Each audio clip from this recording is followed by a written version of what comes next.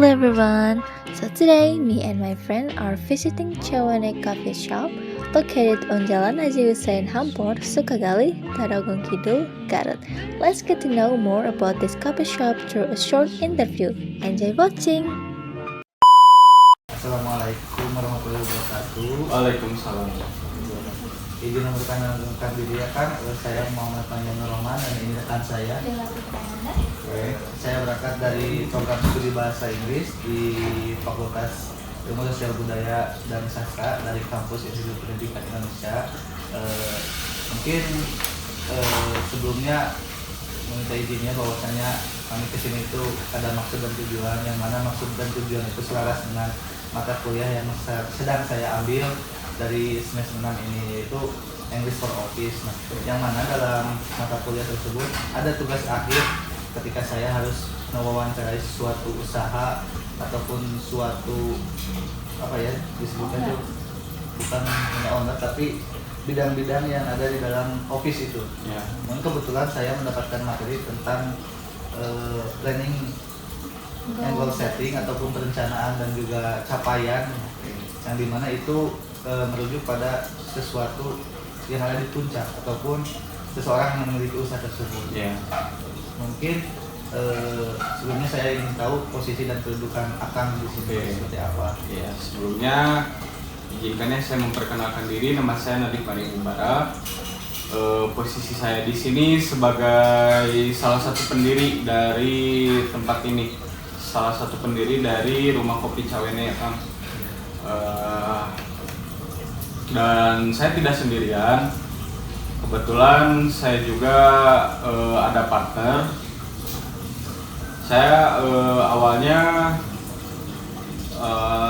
karena keresahan kita berdua sama teman-teman, dan kita berdua punya peluang, kita berdua punya disebutnya tuh kayak punya passion lah di bidang ini tuh. Jadi akhirnya outputnya tuh ya seperti ini gitu. Kopi Cawene. Oke. Kita masuk ke pertanyaan pertama ya. Iya, boleh. Tentang latar belakang dengan awal. Jadi pertanyaan pertama itu, apa sih yang menginspirasi Anda dan juga kawan Anda tersebut untuk memulai usaha ini? Inspirasi ya sebenarnya balik lagi ke yang tadi ya Kak. Jadi kita tuh awalnya tuh karena keresahan karena kita tuh punya bakat, punya passion khususnya di ranah kopi ya. Tapi apa sih yang menjadi resahnya tuh kita gak punya tempat buat nongkrong. Awalnya seperti itu, sampai pada akhirnya ya bisa dibilang kita modal nekat lah, dimulai dari minus. Udah deh, coba-coba aja dulu gitu kan, siapa tahu gitu. Awalnya gitu. Terus yang menginspirasi saya tuh karena mungkin ini alasan teman saya sih, karena background teman saya tuh, partner teman saya tuh dia khususnya keluarganya udah bergerak di bidang kopi lumayan lama gitu. Nah, mungkin itu juga salah satu keresahannya gitu. Sampai pada akhirnya kita memutuskan untuk ya membangunlah sebuah dibilang mungkin bisa dibilang UMKM kali ya, atau ya satu bisnis lah gitu. Cuman seiring berjalannya waktu ya berkembang gitu sampai saat ini gitu. Berarti ketika kan berangkat dari keresahan terus menjadi sebuah eksekusi yang positif. Iya. Nah, dari eksekusi itu pasti ada proses ataupun perencanaan. Iya, jelas. Sebelumnya mungkin saya ingin menanyakan target itu sudah Anda tetapkan dari awal mula jualan botolan sampai sekarang. Iya. Oke. Untuk target tentu saja ya, ketika kita waktu itu mulai dari usaha kopi botolan itu, yang mana itu waktu itu strategi marketing kita tuh hanya dari mulut ke mulut aja gitu ya. Paling sebenarnya lumayan kebantu juga sama sosmed, tapi tidak sebegitunya gitu. Untuk target waktu itu jelas kita pengen punya tempat buat berekspresi, buat berinovasi gitu, sama buat poin plusnya mah yang buat nongkrong lah ya gitu. Itu karena apa ya, dari situ juga kita tuh ada cita-cita lah buat melebarkan sayap gitu kan, kalau misalkan ada tempatnya nih gitu. Jadi kalau untuk awal tuh dulu targetnya tuh yang penting kita punya tempat aja dulu gitu. Nah, akhirnya alhamdulillah selang beberapa bulan kita ada tempat lah gitu buat dieksekusi. Tapi pada saat itu untuk market kita belum berpikir lebih jauh gitu. Jadi yang penting ada aja dulu yang beli itu. Ya mungkin masih orang-orang terdekat lah pada saat itu. Oke, setelah target tersebut ditetapkan kan Ya. pasti ada yang berubah juga ya dari waktu. Nah, gimana cara Anda menentukan tujuan jangka pendek dan juga jangka panjang dari target tersebut? Oke.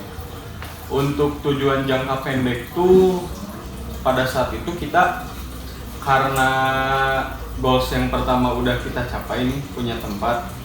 Nah otomatis apa ya, buat alat-alat penunjang kita tuh harus apa ya, harus proper lah gitu, harus yang setidaknya layak lah gitu buat kita pakai untuk komersil gitu. Nah untuk goals yang kedua kita upgrade ini sih Kak, upgrade ya seperti peralatan kopinya gitu.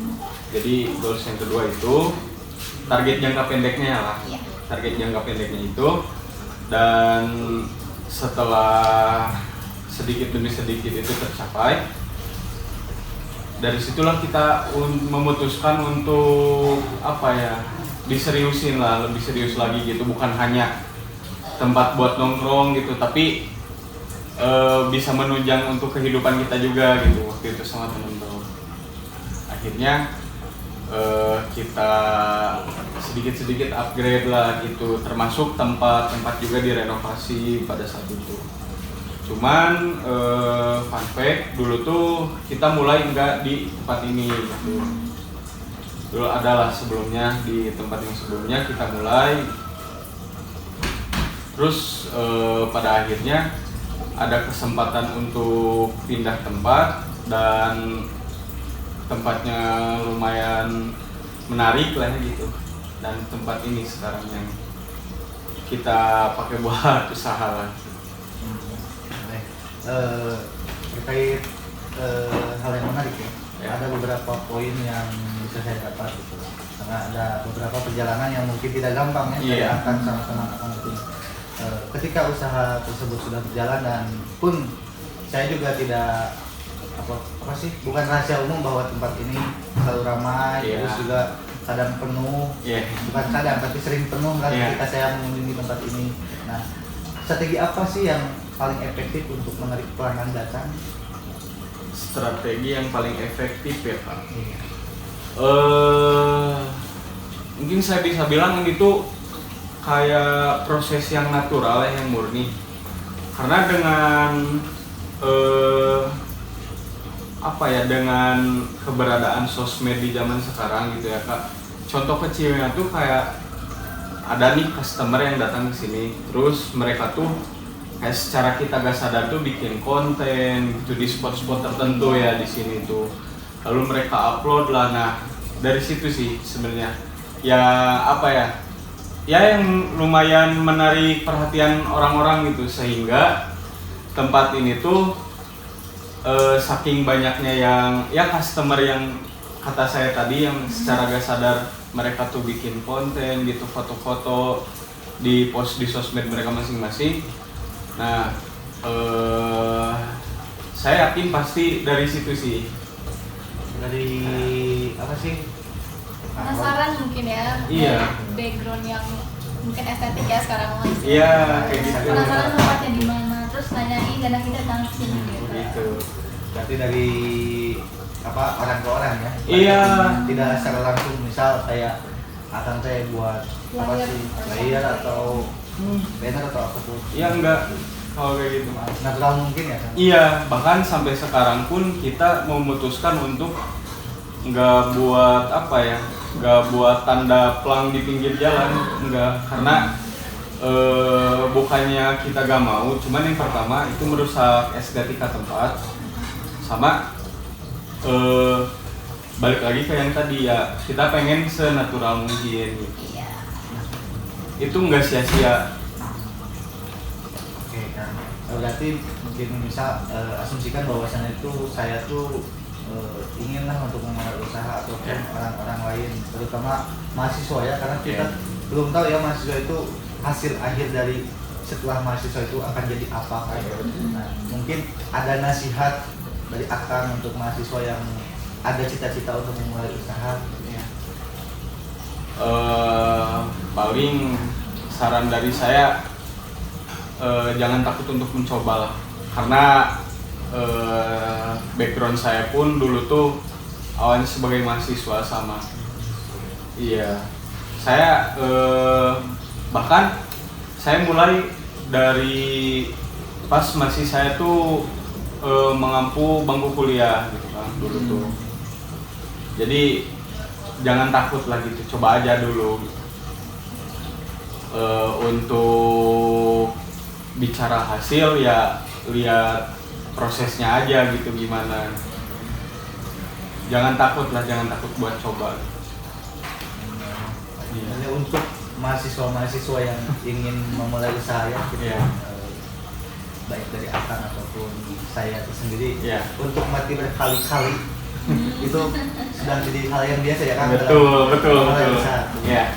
Karena ketika ketika targetnya belum tercapai pasti harus membunuh target-target yang lain. Iya. Ya mungkin kan segitu ya. Sebelumnya terima kasih atas waktu dan juga atas pengalaman yang sudah Akang berikan. Mungkin itu akan menjadi motivasi buat saya, teman saya ataupun orang-orang lain yang mungkin ingin ataupun menjalankan usaha seperti Akang. Terima kasih juga ya Kang atas ilmunya. Terbuka wawasan saya. Mungkin saya akan bersaing dengan Akang. Mudah-mudahan bisa secara sehat. Iya.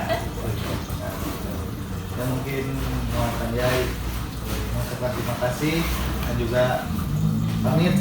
Ya, izin juga saya untuk mengeksplor tempat-tempat. Oke, silakan. Dia dari tugas saya. Terima kasih ya Kang. Iya, sama-sama.